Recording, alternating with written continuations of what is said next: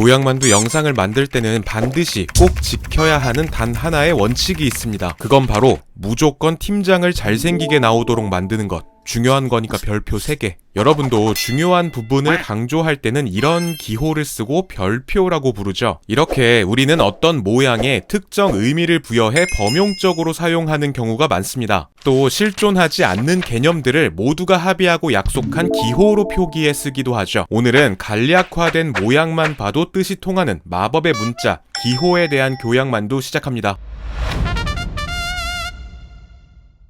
이 뾰족뾰족한 별 모양의 근본은 고대 그리스의 수학자 피타고라스로 추정하는데요. 밤하늘의 별 감상을 좋아했던 피타고라스는 별을 상징하는 기호를 만들어내기 위해서 연구를 했다죠. 그의 답은 오각형에 있었습니다. 오각형 안에 선을 그었을 때 똑같은 비율로 2등분되는 선들이 나왔고, 비율적으로 안정적인 형태의 이 도형을 별로 여기게 됐다고 하죠. 이후에 이 나뉘어진 선 길이의 비율 1대 1.618를 두고 사람들은 황금 분할이라고 부르게 됩니다. 이 비율을 활용하면 시각적으로 조화와 대칭을 이룰 수 있기 때문에 유명한 미술 작품들에도 많이 쓰였고요. 우리 실생활 속의 갖가지 물건에도 이 황금 비율의 원리가 적용된 것들이 많죠. 아주 명확히 입증된 바는 없지만 트럼프 카드 속의 기호에도 재미있는 썰들이 숨어 있습니다. 먼저 스페이드 모양은 무기로 쓰이는 검을 형상화한 것으로 권력을 지닌 귀족과 군인을 상징한다는 이야기가 있죠. 유사하게 하트는 성직자를, 다이아몬드는 상인을 뜻하고 클로버는 몽둥이나 곤봉을 형상화한 것으로 농민이나 노동자를 의미한다는 설입니다.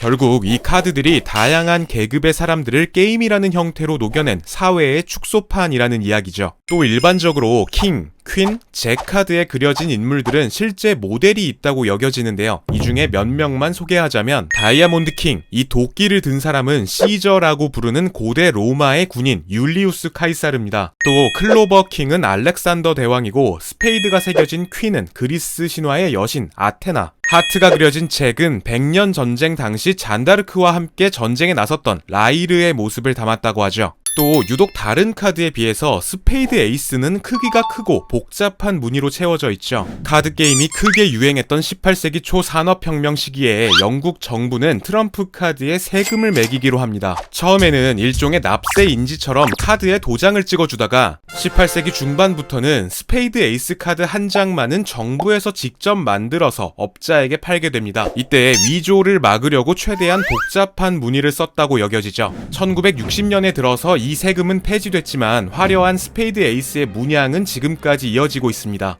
사칙 연산 기호에 얽힌 이야기들도 재밌는데요. 플러스와 마이너스가 기록상으로 처음 등장한 건 15세기 후반 1489년 독일의 수학자 비드만이 쓴 모든 상거래를 위한 빠르고 쉬운 산법이라는 책에서 찾아볼 수 있죠. 우리가 아는 더하기 기호는 and, 즉 그리고라는 뜻의 라틴어 at이 변형된 것이라고 합니다. 위 그림에서 보면 점점 흘려 써지다가 알파벳 t의 윗부분만 남아서 플러스가 된 것처럼 보이죠. 마이너스 기호에 대해서는 몇 가지 설이 있는데요. 상인들이 통 속에 물건이 든 양을 표시한 선이었다라는 설이 있고, 이전까지는 수학자마다 각자 다른 기호를 쓰다가 가장 직관적인 기호로 자리 잡은 것이라고 볼 수 있죠. 곱하기의 경우 1631년 영국의 수학자 윌리엄 오트레드의 수학의 열쇠라는 책에서 처음 등장하는데요. 이 책 속의 곱하기 표시는 유독 눈에 띄게끔 크게 적혀 있습니다. 당시에는 십자가 모양을 가져왔다라는 설도 돌았다고 하죠. 그리고 당시 일부 학자들은 이 곱하기 표시가 미지수 x와 혼동되기 때문에 가운데 점을 찍어서 곱셈 기호로 쓰기도 했답니다. 현재는 x와 점 모두 곱셈을 뜻하는 의미로 쓰이고 있죠.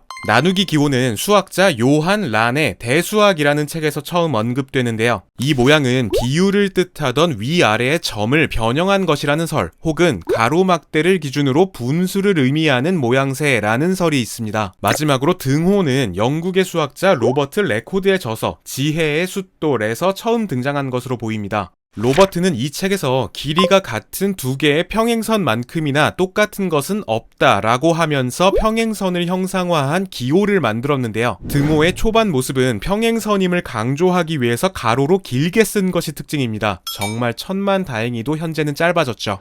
여러분, 성별을 나타내는 이 기호는 원래 천문학에서 쓰였던 것으로 보입니다. 남성을 의미하는 이 기호는 천문학에서 화성, 즉 마르스였고 여성은 금성, 즉 비너스였죠. 신화 속에서 마르스는 전쟁의 신이기 때문에 창과 방패의 모양을 형상화한 것이 아닐까 여겨지고 있고요. 반면 사랑과 미의 여신인 비너스는 거울 모양을 하고 있습니다. 그런데 스웨덴의 칼 폰 린네라는 식물학자가 이 기호를 암수 구분을 위해서 처음 사용하게 됩니다. 식물의 씨앗이라는 자신의 책에 이 기호를 쓰면서 점차 세상에 퍼지게 됐죠.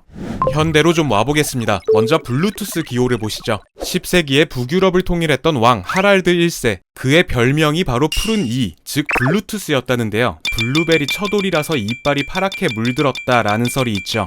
서로 다른 통신 장치들을 하나의 무선 통신 규격으로 통일했기 때문에 이 왕의 이름인 하랄드 블라톤의 알파벳 H와 B를 따서 이런 기호를 만들어냈다고 합니다. 전원 버튼을 의미하는 이 모양은 숫자 1과 0을 합친 모양입니다. 전원이 들어온 상태를 1, 차단 상태는 0으로 여기면서 이 두 숫자를 합쳐놓은 형상을 만든 것이죠. 그리고 문서 작업을 할 때 저장을 의미하는 이 모양의 유래도 모르는 친구들이 있는데요. 이건 플로피 디스켓의 모양입니다. 지금 우리가 쓰는 외장 하드, 외장 SSD 등을 저 어릴 때만 해도 이렇게 생긴 디스켓이 대신했었죠. 국제기구로 한번 가보겠습니다. 게임 좋아하는 저를 병을 가진 환자로 만든 WHO의 마크죠. 이 로고 가운데 있는 건 그리스 신화에 등장하는 의술의 신 아클레피오스의 지팡입니다. 뱀이 둘둘 휘감겨 있죠. 뱀은 탈피를 반복하면서 재생을 하는 동물입니다. 병에 걸리지만 의술로 인해서 회복하고 생을 이어나가는 모습을 뱀에 빗대어 쓰게 됐죠. 전세계 아동들을 위해 만들어진 유니세프는 엄마와 아기가 바라보는 모양의 로고를 하고 있고요. 국제연합 교육과학문화기구인 유네스코의 로고는 그리스 아테네의 파르테논 신전 모양을 본떠 만들어졌죠. 마지막으로 전만이들에게 억지로라도 주고 싶은 기호, 바로 이겁니다. 하트의 근본에 대해서도 여러 썰이 있지만 심장의 모양, 더 정확히 말하면 심실의 모양에서 따왔다라는 이 썰이 가장 로맨틱하죠. 아주 그냥 하트로 꽉 채운 격한 마음을 보냅니다, 여러분. 감사합니다. 교양 만두였습니다.